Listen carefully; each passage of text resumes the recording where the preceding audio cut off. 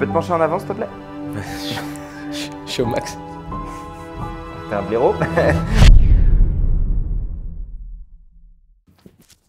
Hey, salut, c'est Major Mouvement, bienvenue dans cette nouvelle vidéo d'analyse. Aujourd'hui, je reçois un mec que peut-être que tu connais pas, mais quand tu vas le voir, tu vas te dire waouh, lui il pèse dans le game. Il est champion d'Europe et champion du monde en force athlétique, d'où la combinaison. Je vous présente Pana. Alors moi je vais faire une intro plutôt calme parce qu'en force on n'est pas très mobile donc. Au moment où je l'ai fait, où j'ai sauté comme ça, je me suis dit. Tu m'as un peu impressionné. C'est vrai, ouais, sur l'explosif. Et encore, tu as été aidé par les bulles d'air. Donc, c'est vrai, c'est vrai.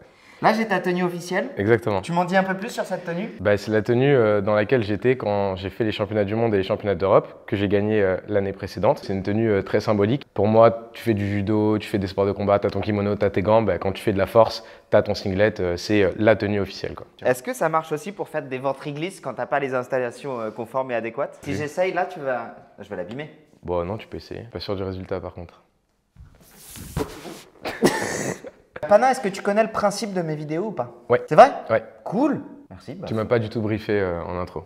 Je pensais que tu les regardais. Je les regarde. Je suis abonné, je les regarde. Mais tu m'as briefé quand même. Pour ceux qui ne sont pas abonnés, et déjà abonnez-vous. Vous pouvez retrouver Pana sur ses réseaux, Instagram et YouTube. Franchement, je vous invite vraiment à aller voir sa chaîne. Ce qu'il y a d'intéressant, c'est qu'on pourrait penser pour tous les gens qui ne connaissent pas ton sport que c'est que soulever du poids. Mais en fait, il y a une vraie philosophie autour de l'optimisation de la performance. Et je trouve que tu as un vrai sens de la nuance quand tu apportes ces informations-là. Moi, je suis kiné, thérapeute manuel, enseignant en thérapie manuelle. Et ce qu'on va faire aujourd'hui, c'est analyser Pana. On va le faire en 2 temps où tu vas raconter face caméra. Moi, je vais être derrière, les oreilles fermées. Tes points forts, tes points faibles, tes douleurs, tes antécédents médicaux et ce qui te passe par la tête. Et moi, après, je vais regarder ton corps et avec quelques tests, je le rappelle, c'est de la kiné-spectacle. Le but du jeu, c'est vraiment de se marrer, à essayer de voir si avec mon œil d'expérience, j'arrive à découvrir des trucs. Parfois, je me plante complètement. Parfois, à coup de bol, j'arrive à trouver. Mais c'est essayer de se marrer ensemble pour découvrir le corps humain. Ah oui, comme d'habitude, par souci d'honnêteté, 99% des choses que je sais de toi, c'est que tu portes des poids souvent très très lourds. Ouais. Pour information, ton PR en soulevé de terre? À l'entraînement, c'est 290 kg et en compétition, c'est 280 kg.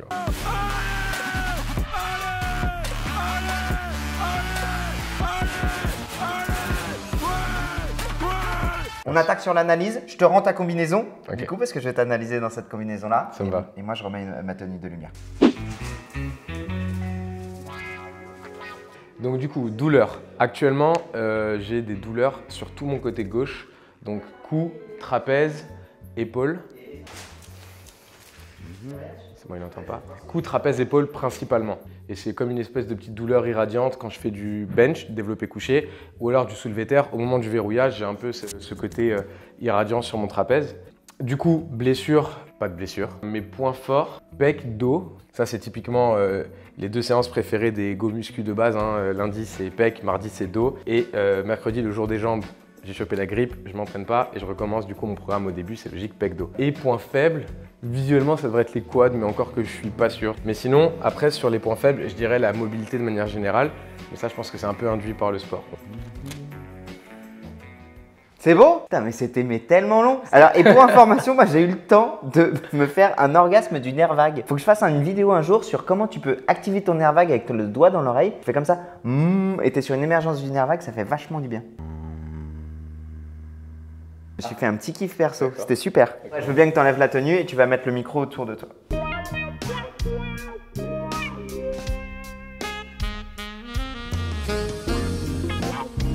Le monsieur a des pectoraux quand même.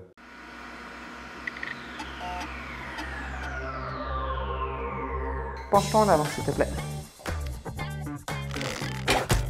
Tu peux te pencher en avant, s'il te plaît? Je suis au max. Ok, c'est impressionnant. Penche-toi en arrière. Ouais, je suis au max. Ok. Tu peux me faire 10 squats, s'il te plaît?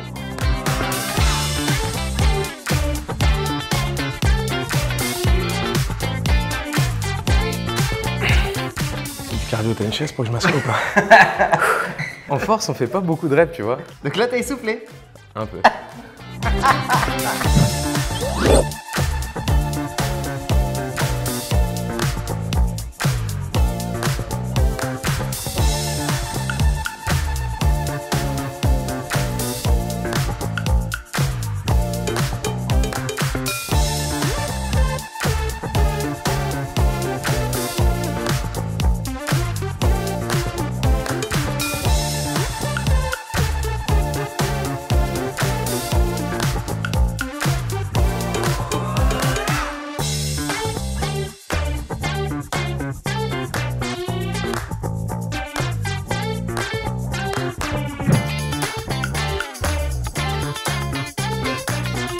Ok.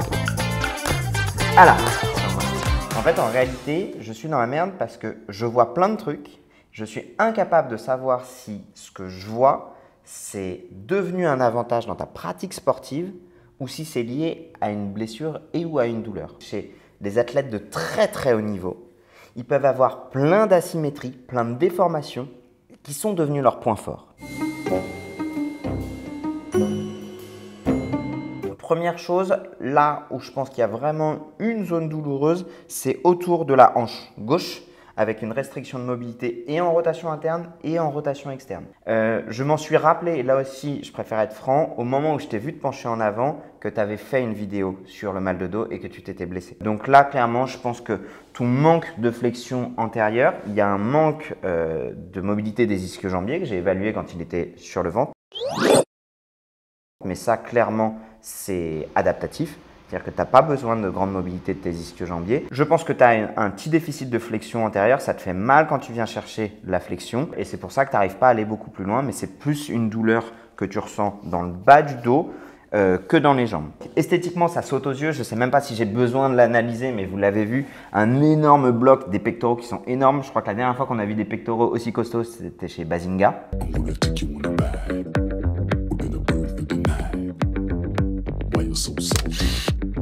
On voit vraiment la masse des dorsaux, des énormes pecs, des énormes bras et paradoxalement des jambes qui ne sont pas tant développées que ça. On pourra couper le moment où tu dis que j'ai des jambes pas développées. Désolé. Merci. Des jambes énormissimes. Alors ce qui est assez marrant, c'est que normalement quand je demande aux gens de se tourner, il y a une espèce de rotation autour de la hanche qui va se faire un peu comme un mouvement de golfeur. Non, Pana lui il a fait comme ça, petit pas, petit pas, petit pas. Toi de profil.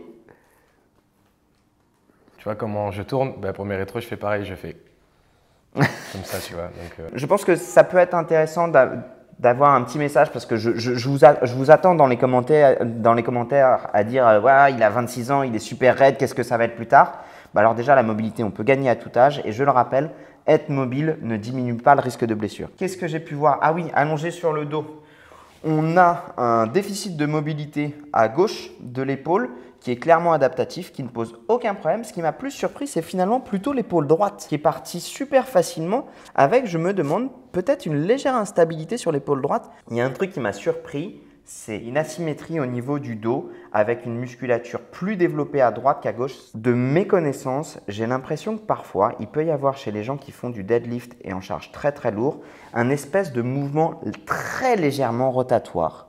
Est-ce que c'est pas s'il prend prise inversée, que du coup ça émet une tension C'est une bonne question. J'y avais pas pensé du tout, Thibaut. C'est aussi possible. T'as vu comme il commence à… surtout, il connaît le sport en fait. Ouais. C'est ça il sait qu'en deadlift, souvent, pas systématiquement, mais souvent on fait une prise inversée. Donc je suis en prise mixte avec ma main gauche en pronation et ma main droite en supination. Donc c'est Thibaut qui a trouvé cette région. C'est possible. Parce qu'en fait, du coup, en gros, ça donne ça, mon mouvement de face.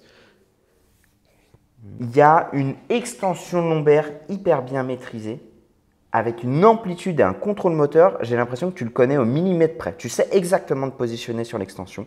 Et ça, à mon avis, c'est un énorme point fort en termes de contrôle moteur pour te positionner sur le squat, sur le soulevé de terre, mais surtout aussi pour le développé couché. Ce qu'on peut voir ici, c'est la barre du back squat qui vient positionner sur les épineuses de tac. On a T1, T2, T3 ici. Et ça doit être le bench. Non, c'est… En fait, ce que tu as touché en haut, c'est la position de squat barre haute. Ouais. Et en fait, les marques que j'ai, c'est ma barre basse. C'est mon squat de compétition. D'accord. Donc en fait, tu ne mets pas la barre au même endroit? Non. Le squat que je fais en compétition, je descends la barre dans mon dos. En faisant ça, je fais deux choses. Un, je rapproche la barre de mes hanches, qui va raccourcir le bras de levier, donc rendre le mouvement plus efficient. Et en plus, en fait, je mets moins l'accent sur la flexion et l'extension de genoux et plus sur l'aspect de flexion et d'extension de hanche, qui est souvent une articulation plus puissante avec des muscles aussi plus puissants que simplement les extenseurs de genoux. Donc pour moi, petite douleur lombaire en ce moment. Cette douleur de hanche qui t'emmerde un peu mais qui t'empêche pas forcément de t'entraîner mais que tu traînes un peu comme un caillou dans une chaussure. Gros point d'interrogation sur l'épaule. J'étais incapable de déceler des anciennes blessures, ça je ne sais pas. Et pour finir, je ne sais pas ce qui est de l'ordre de l'adaptatif et de l'ordre du pathologique. Alors, qu'est-ce que tu penses de mon analyse? Je pense qu'elle est bonne. Alors attends, on peut aller sur le tableau? On peut y aller. Alors, donc voilà, avec Pana, on a quelque chose à vous annoncer. Est-ce que c'est un garçon? Est-ce que c'est une fille? Est-ce que c'est une lombalgie ou une douleur de hanche? Côté gauche, coude, trapèze, épaule, pec. Je l'ai pas vu ça. Moi j'avais dit tout l'inverse. Hein. J'avais dit le côté gauche va bien et c'est plutôt instabilité à droite. Ouais, mais tu as vu ma restriction de. J'ai vu une restriction de mobilité, mais que j'avais dit elle est adaptative. Et je m'étais dit, toi tu as plus besoin de raideur que de mobilité. Donc finalement c'est plus douloureux. Actuellement, oui. Pas de blessure. Pas de blessure. Les plus, les pecs, le dos, bah ça clairement c'est ce que j'ai vu, mais il faut pas avoir un doctorat pour le voir vu la taille du beefsteak. Les moins, les quads, pareil. Et la mobilité en général, en effet. Et cette douleur de hanche?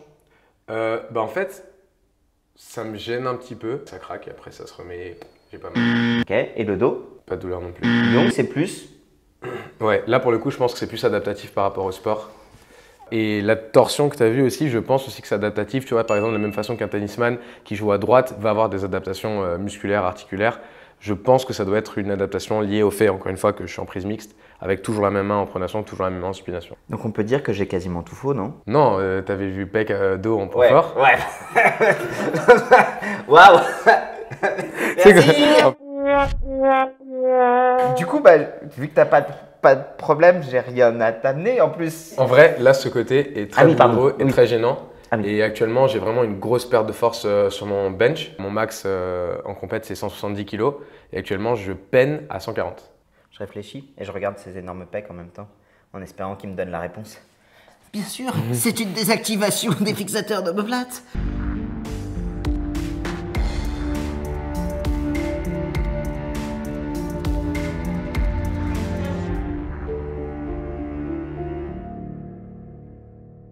Je vous explique. En off, j'ai posé la question à Pana.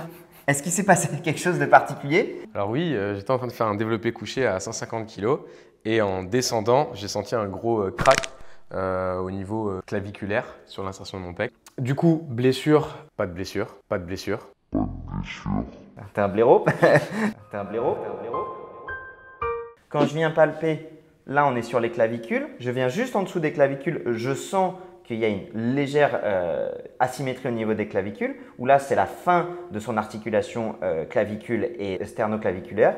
Et là, il y a une surface qui est un peu plus indurée. Et il me dit en plus, ça me fait mal.